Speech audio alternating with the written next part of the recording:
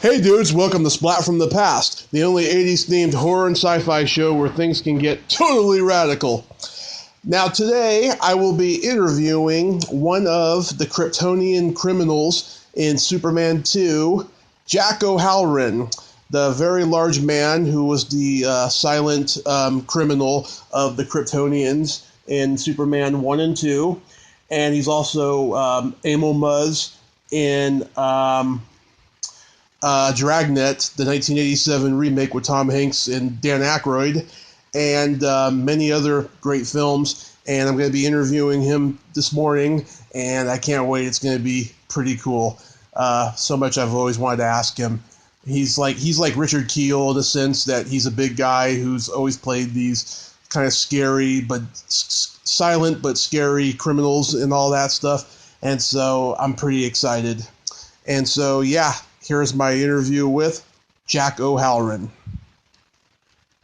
So, did you always know at an early age that you wanted to be an actor?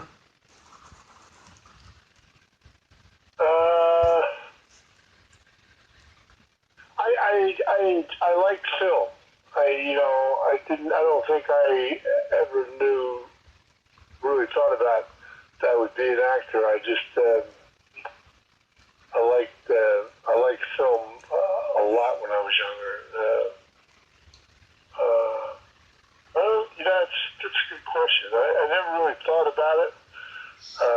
When I first got into business, I kept saying no. Mm-hmm. Hollywood, they came to me several times to do things, and I kept saying no. And then I retired from boxing, and they asked me to do Farewell My Lovely, and I said, well, I think it's about time, and I just did it, Yeah. So you started out boxing. I was curious though. Did you ever play football? Yeah. Yeah. I was playing football, and then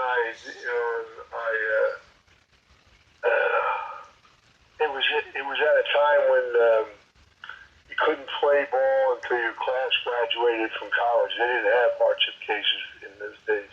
Mm-hmm. Your class had to graduate before you were eligible to play. So I had left school after my freshman year, and so I was up with the Jets. The Jets grabbed me, and I was on like what they call a farm team. They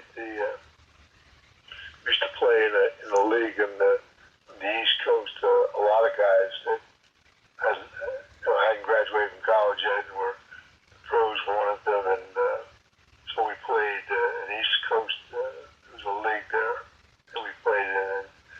And when I was eligible to play with the New York Jets, I liked the Philadelphia Eagles team. Was a lot of friends of mine.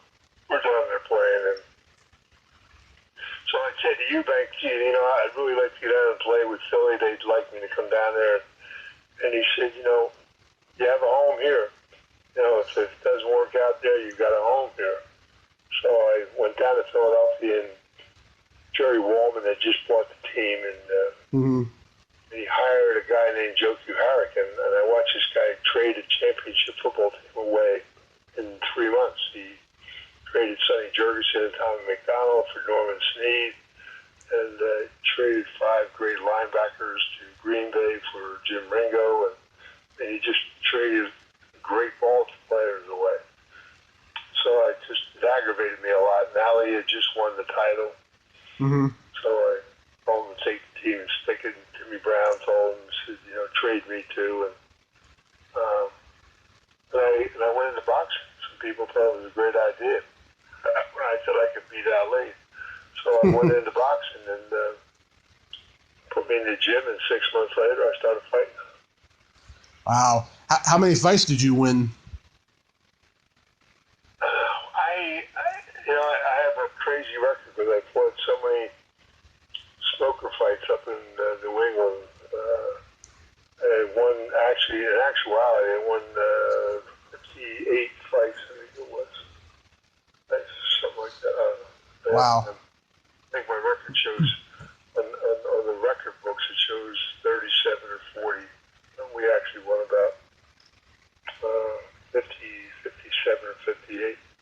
Wow, that's amazing. Yeah, my great uncle, he was a pro boxer back in the late 40s to like the mid to late 50s, and he had a pretty good record himself up in San Francisco. And he was a little guy, but he was tough. I'll tell you, he was Italian. Yeah, I was a California heavyweight champion, a New England heavyweight champion. I was probably one out of, I think they told me I was one out of 10 heavyweights in the history of boxing that ever became a world-ranked fighter without boxing amateur. Wow, that's great though. That's something to be proud of, at least. Yeah, it was an era when there were some great fighters around. It was good. Mm-hmm. I wish I had given to boxing what I should have as far as training and stuff. I used to take fights on 4 days' notice and stuff like that. It was like a day job. Mm-hmm. And other things I was doing. But Yeah. it was great. Acting came very natural to me. I was very lucky. The first film I did was with Robert Mitchum, and he just took me by the hand, boy, and just showed me, Yeah. I never took acting lessons or anything like that. I just went, I did Farewell My Lovely was the first picture I ever did. Yeah, and they just asked you to be in the movie? Yeah, I had just knocked out Manuel Ramos in L.A. in 1968, and he was like ranked number 2 in the world, and they wanted me to do The Great White Hope really badly, and I came out to Hollywood and Eddie Floyd III put it all together, and the guy said, told me, well, you're going to go staying for 6 months and all this other stuff. I said, I don't think. And the guy said, well, I thought this deal was all done. You just had to come out here and sign a contract. I said, I don't think I'm ready for this. Mm-hmm. Yeah. I said, I just knocked out the number 2 heavyweight in the world. I'm looking to fight Ali for the title. And he said, well, but you could do that when you come back. I said, nah. And they thought it was kind of crazy. And then Steve McQueen was a friend of mine. He tried to get me to do Thomas Crown Affair, Bob. And I said no. And he kept asking me, you got to come to Hollywood. And they did a picture called Towering Inferno, and his name was Captain O Halloran. And he called me on the phone. How do you like your name up on the screen? Chaz, I wasn't ready. And when they asked me to do Farewell, I said yeah, and I come out and I did a screen test, and Mitchum said it's either him or I don't do the movie. So I blame it all on Robert Mitchum. Yeah, so he was like a mentor to you? Yeah, he became like a father. He was great. Robert he was an incredible individual. And he was a great actor, he was just he was just an incredible person. He and I became very good friends. Yeah, he's so iconic, but yet I don't think he gets the respect that he deserves like so many of his contemporaries did. No, not at all. Trust me. He was probably the most well-read individual I ever met in my life. He was an amazing individual. Yeah. And Sylvester Stallone was in the movie. Did you have any interaction with him? Yeah, just Sly. He came out with Joe Spinelli. They brought like half dozen New York actors out to do big parts. Joey Archer's brother Jimmy was in it, and Spinelli and Sly, and he came out to do that. He was just starting to write Rocky, and he picked my brain all day long about boxing in Philadelphia. He'd never been to Philadelphia. And I was like a street hooligan, and so I told him a lot about the waterfront and gangsters in Philadelphia, and he wrote Rocky. Yep. And also, Harry Dean Stanton was in it. He's one of the greats, and we just lost him not too long ago. Harry was great. Harry was in Farewell My Lovely. Harry did my screen test with me. I loved Harry. Harry was a trip. Mm-hmm. He was a good guy. Wow, that's a good first movie you did. Then get to meet all those guys and stuff. Yeah, John Ireland was in it. It was great. We had a lot of fun. And then you got Great way to start your career. Trust me. Yeah, a lot of people can't say that, but yeah, that's a really good way to start your career. Then you got to be in the remake of King Kong, which was a huge Dino De Laurentiis production at Paramount. Kong was. It was very sad. The film was pretty good, but it could have been a lot better. We had a great cast, a great script. We just had a lousy director. Yeah, John Gillerman. He was not the greatest director in the world. Mm-hmm. But it worked out. The film turned out pretty good. It could have been so. And Jessica was just dynamite. She was going to be a star the first time she ever walked on set. Yeah, she's one of my favorite actresses. And it's the first movie she ever did. She was just a sweetheart. She's really, really just a great lady. Yeah, and Jeff Bridges was hot off many movies, and Charles Grodin was starting to make a name for himself. Charles Grodin was funny. It was a great cast. There was a lot of good people in it, and they spent a lot of money on it. They did a lot of these great locations and stuff. We just had a crazy director. The guy was drunk all the time. Oh, that's bad. But, it worked out at the end of the day. They finished it, and it came out to be a pretty good movie, but it could have been a lot better. Yeah, I mean, it's very true to the original, but in like 70s modern day. Yeah. So that's good. So then, how did you get to be a part of the Superman movies? I was doing a picture with Gene Hackman down we were in Spain and Morocco. We were doing a picture called March or Die. Mm-hmm. And they asked us to come up to London and met with Richard Donner. And we had a great conversation. They gave me a script to read, and they asked me if I minded playing a guy that couldn't speak, mute. And I said no. I said, in fact, I embrace it. I said, Jackie Gleason was a friend of mine, and he did a picture called Gigo. Mm-hmm. And he won an Oscar as a deaf dumb mute. I said, if I ever get an opportunity to do a role where I'm doing body and facial expressions, I said I wanted to do it. And Superman, the character was great because Terrence was a vicious general, and Sarah was a man-eater, and somebody had to relate to the children. So I played this big brutish guy like a child, learning how to walk and learning how to use his eyes and stuff, and it worked really well. It just came off too often. I had so many people come up to me and say, "My God, you scared to death of me, but I loved your character." Yeah. I played him like a child. I related to young kids, and it worked really good. Yeah. Great film. We had a lot of fun doing it. And, it was it's a great iconic movie. Again, you had a great cast. Donner was unbelievable. Donner's a great director. Yeah, the first one is certainly one of my favorite movies of all time. It's just a great script, great movie, great effects and everything, great acting. And everybody knows about the battle of the movie when Richard Donner was fired and replaced by Richard Lester. How different are they in terms of directing? Night and day. It's like night and day, Yeah. Have you ever seen a Donner cut?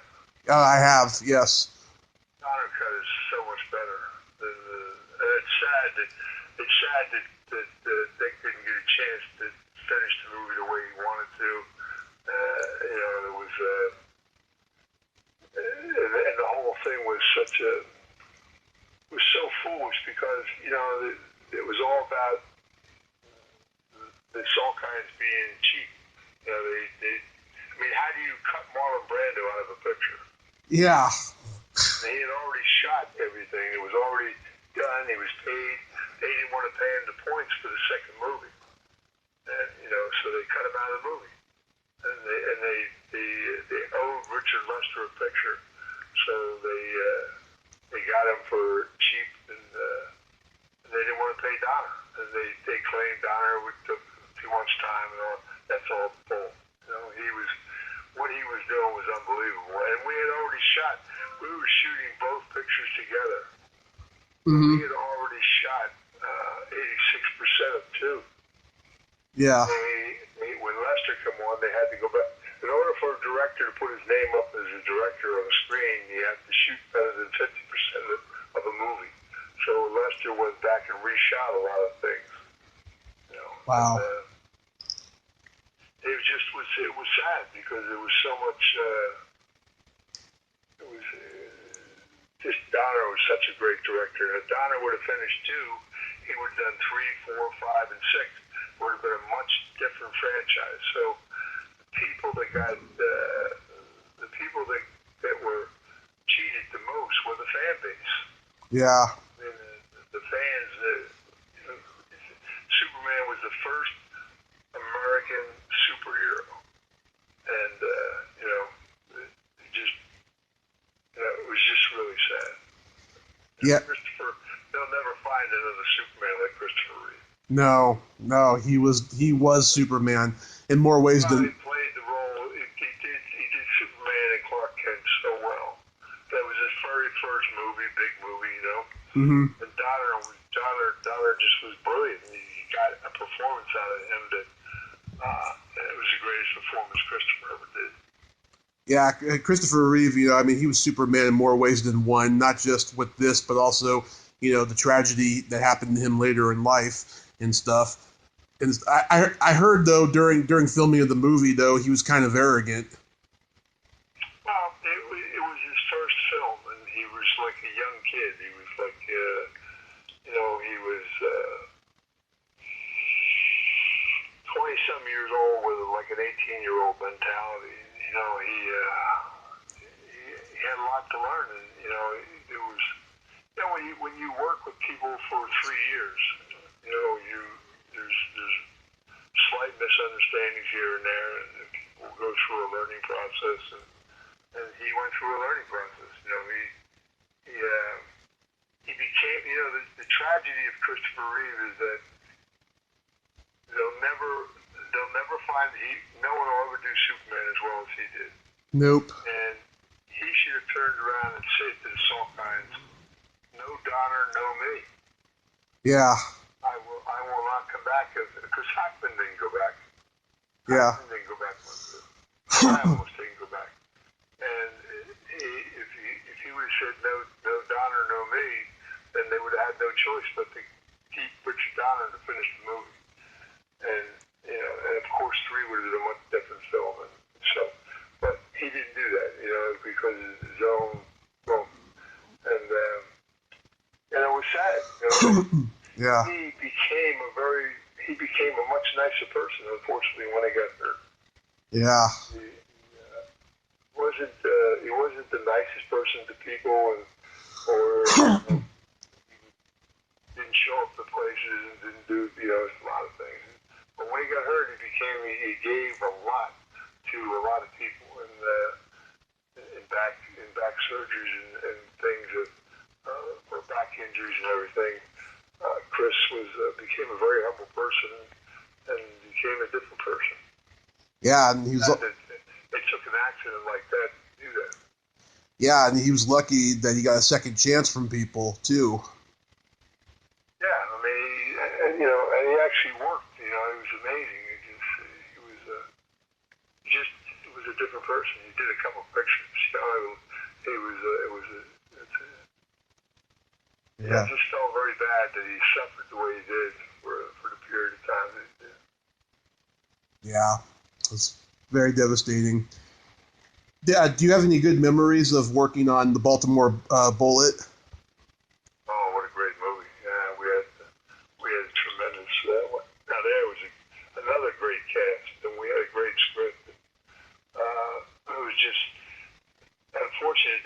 had the money to promote the picture properly when it was after Women's.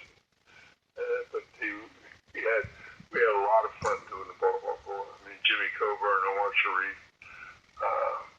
I was very lucky in my career to work with great actors and great people. Yeah. Honey Blake.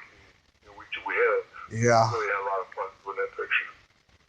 Yeah, yesterday was actually Ronnie's birthday, and I met her a year ago at a convention, and she's such a sweet lady. And super lady. Really a nice kid. She's a nice lady.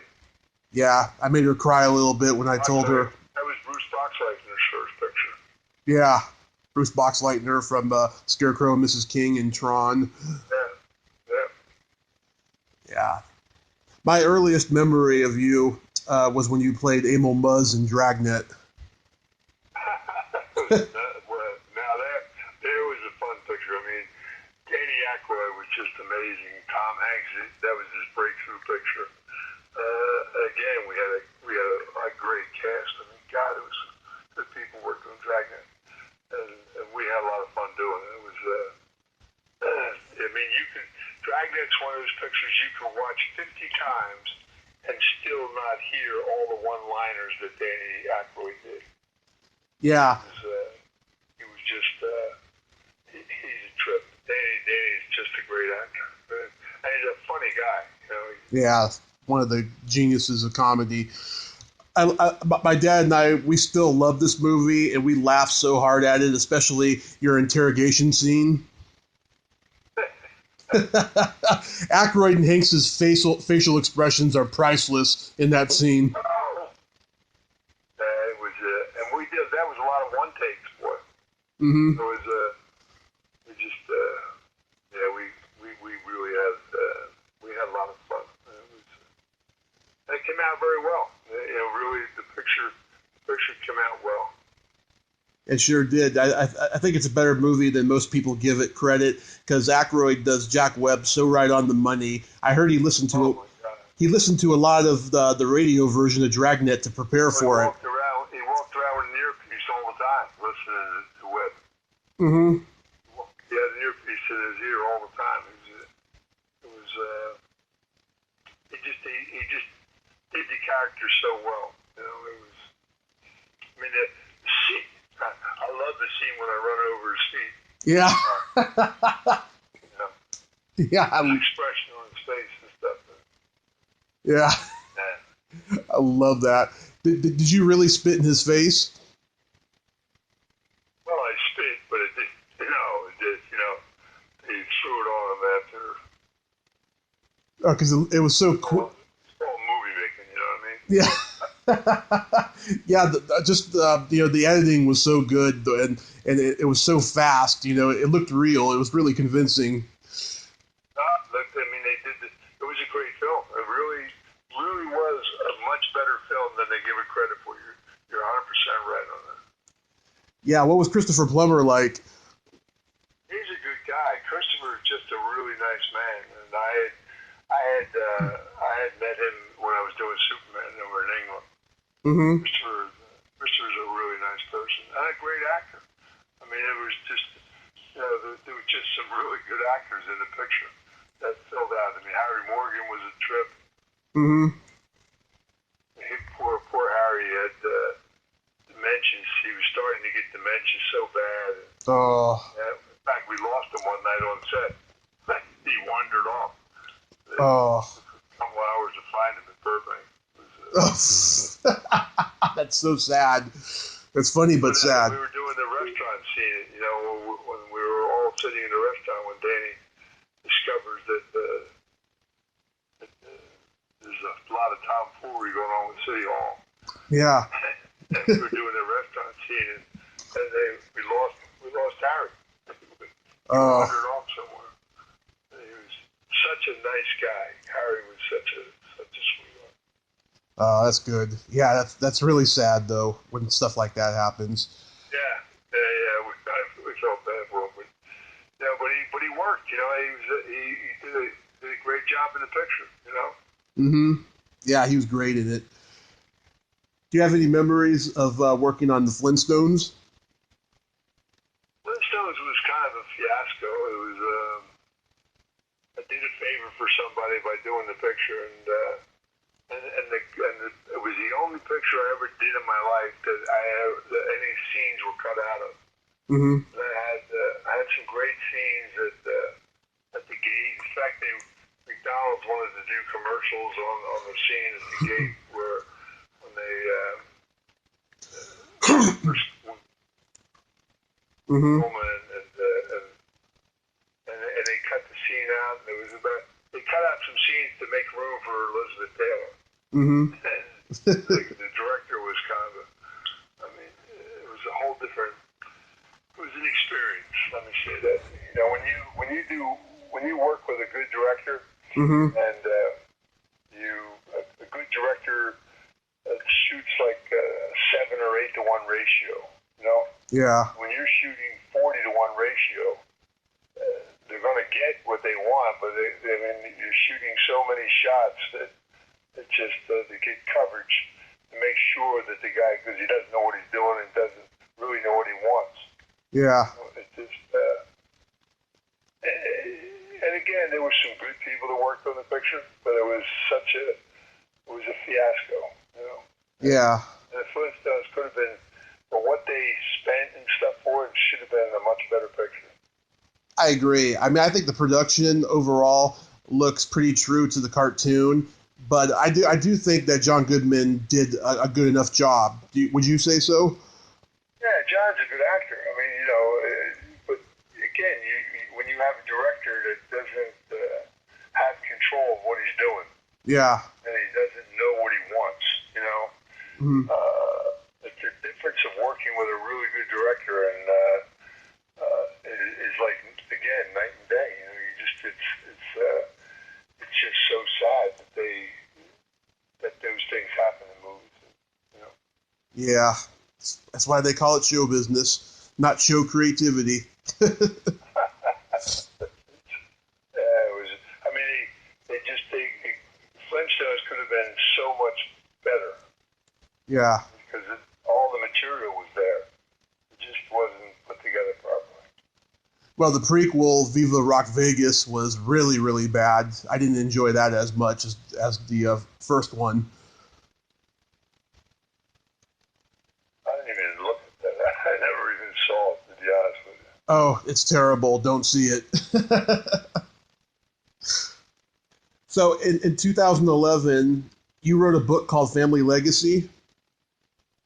Yeah, we're developing it right now in fact, that we're writing 3 more books, and we're developing to do film and television. We're going to do a series, and it's actually really coming around very well. There's a company called Allied Artists that's revamped itself, and oh yeah, you know, we're developing it with Allied Artists, and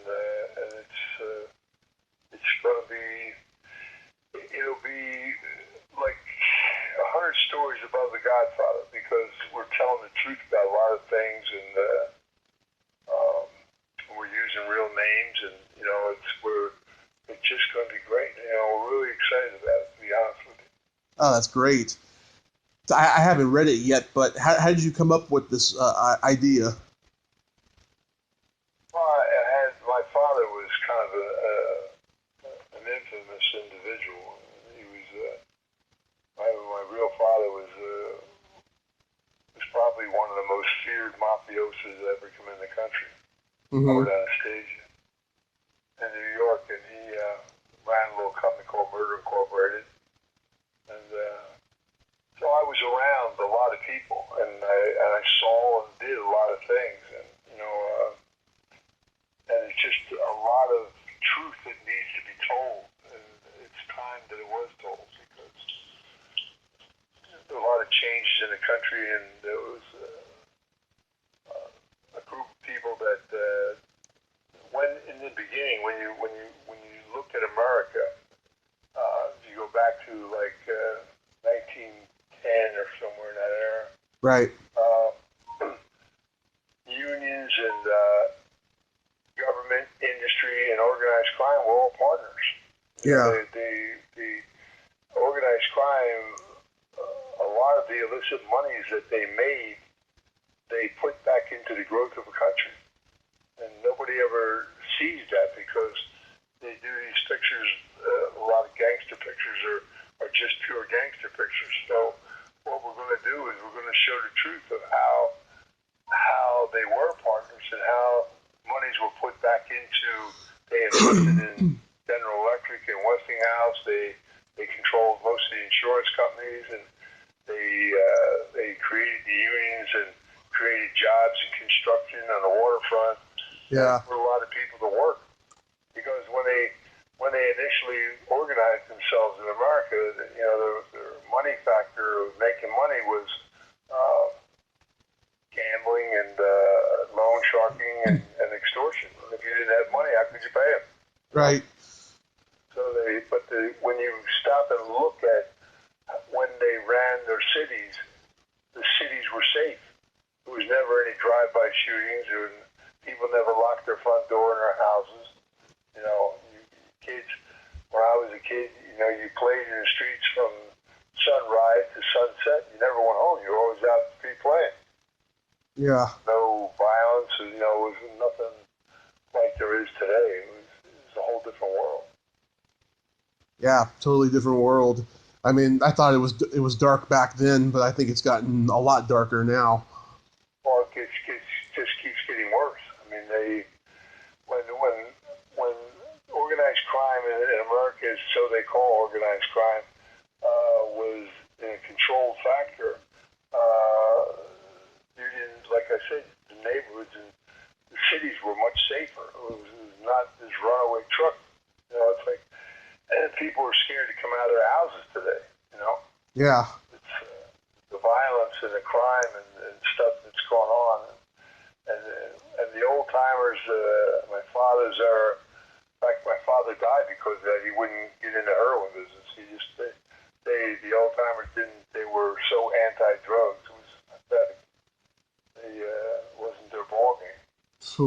My father controlled all the docks, all the harbors of America. He controlled that union, and he was against bringing drugs into the country. And he said, we didn't sign up for this. This is not what we signed up for. Mm-hmm. And then when they assassinated him in '57, they realized they made a terrible mistake because he was the glue that kept everything together. Uh-huh.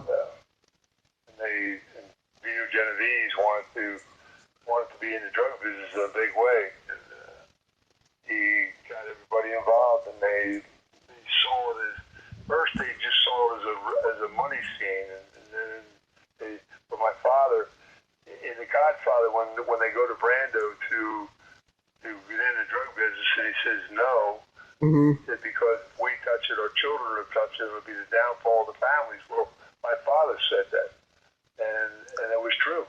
Yeah. It was once you have a group of people that whether they're distributing drugs or whatever, they wind up touching it, and they wind up doing it, and they don't do things in a proper manner because they're not thinking straight all the time. Mm-hmm. So it's sad, and it's just there's a lot of truth about who actually brought the drug business in and everything, and we're going to tell the truth about a lot of things that really, really happened. And so the first book I wrote goes from my father's death, and I tell the truth about the Kennedy assassination. Mm-hmm. And that's something that the country needs to know.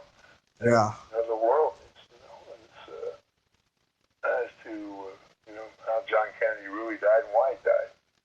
And so we tell the truth about it because I was there. I know exactly what happened. Wow. It's going to be an eye-opener for a lot of people, but a lot of that stuff is coming out now. Things that when I wrote the book, a dozen years ago, and I knew this story, and we used to talk about it all the time among certain people. Yeah. All that truth is coming out, and the whole one bullet theory of Oswald was all a lie. The Warren Commission was a lie. And, people were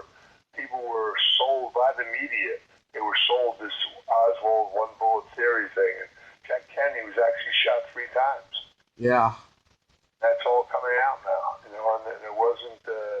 Oswald wasn't even in the building when those shots were fired from the Bird Building, the book depository. There were three guys in the window, and there was a prison right across the street, and the people looking straight over there and looking in the window, and the whole thing was so contrived because it took 4 months for them to reroute it down Dealey Plaza, and here you have the President of the United States in an open car coming towards a building with all the windows open and people walking around. That never would happen today. Forget about it. Yeah. It was so. There were actually 32 people in Dealey Plaza that day that could have been looked at as the shooter for Kennedy, and that's why there were actually 13 shots fired that day. In Dealey Plaza. Yeah, they needed a scapegoat. We never talked about it. Yeah, they needed a scapegoat then.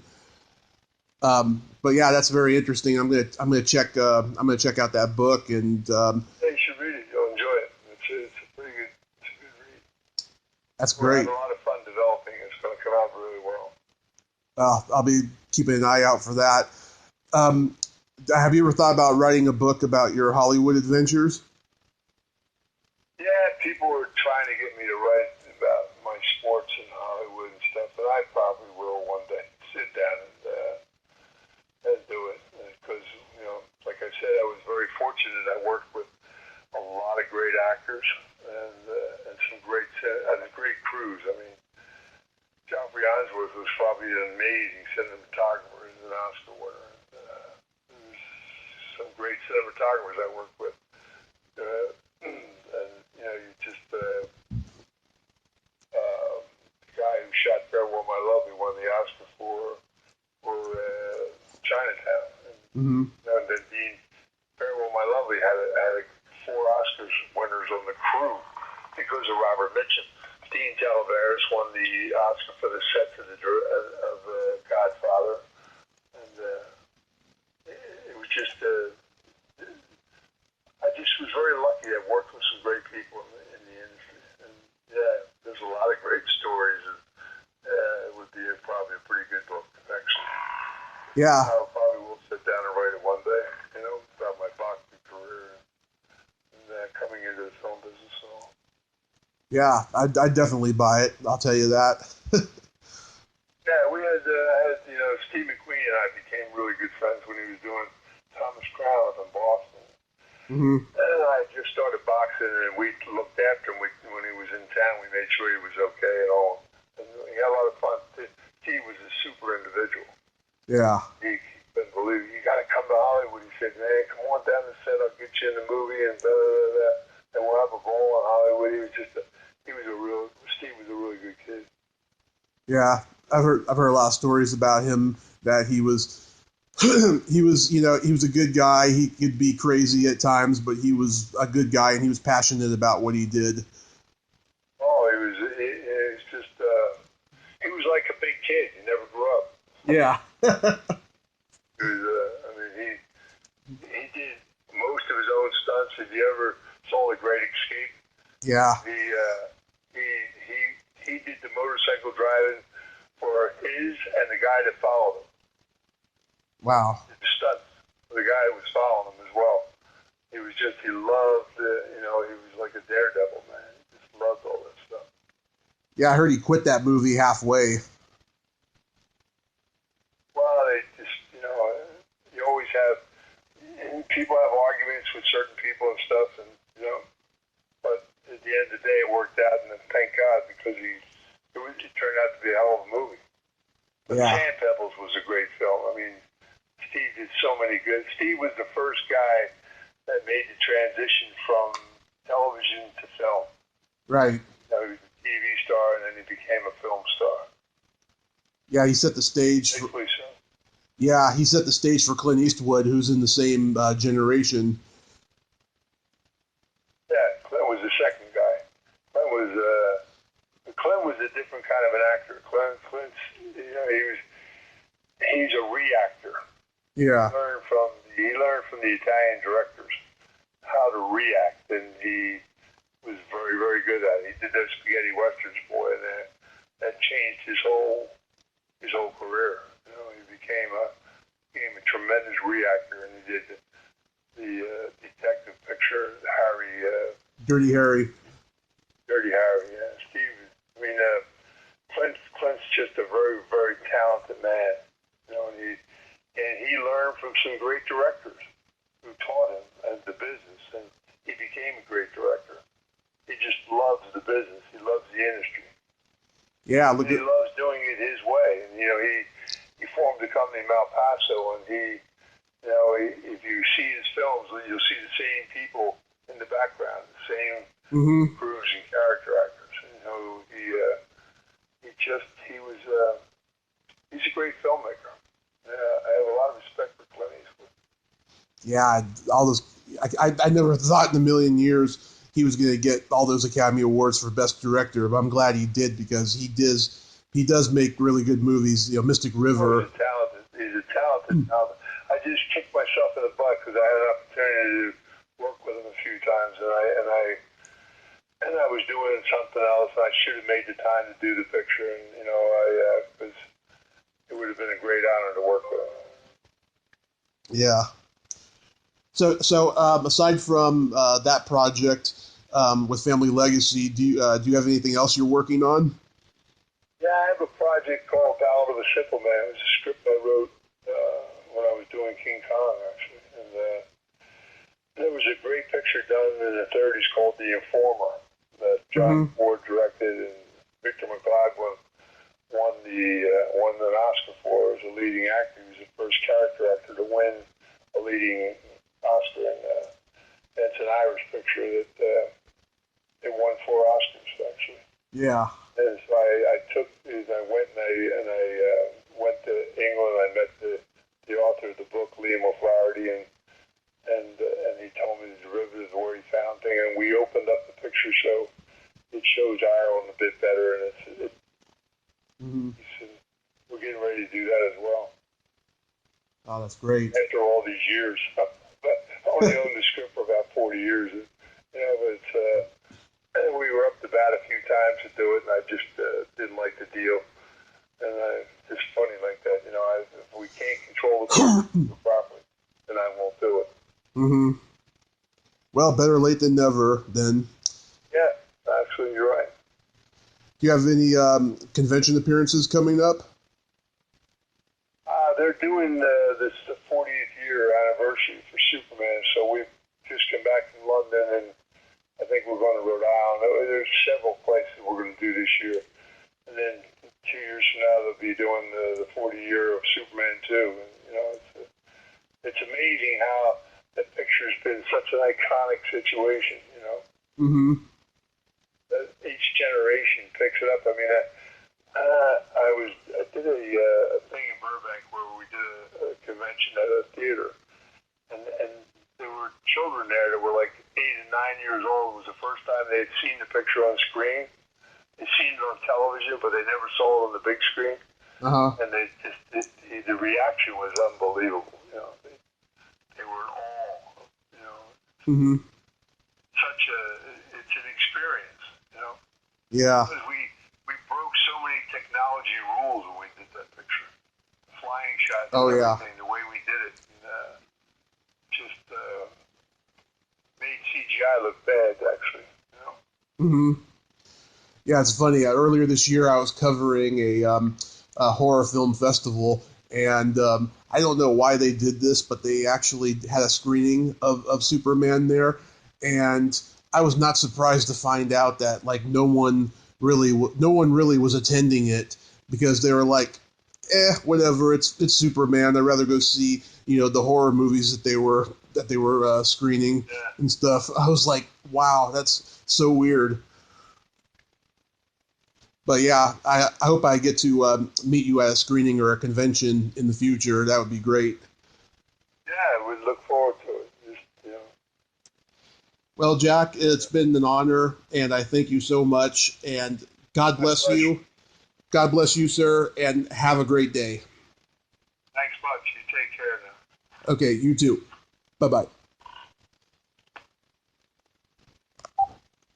Well, there you have it. Jack O Halloran. Ain't he a cool dude? Thank you so much, Jack. That was really awesome to get to talk to you about your career. You're an amazing man. You've had an amazing career, and I thank you, sir.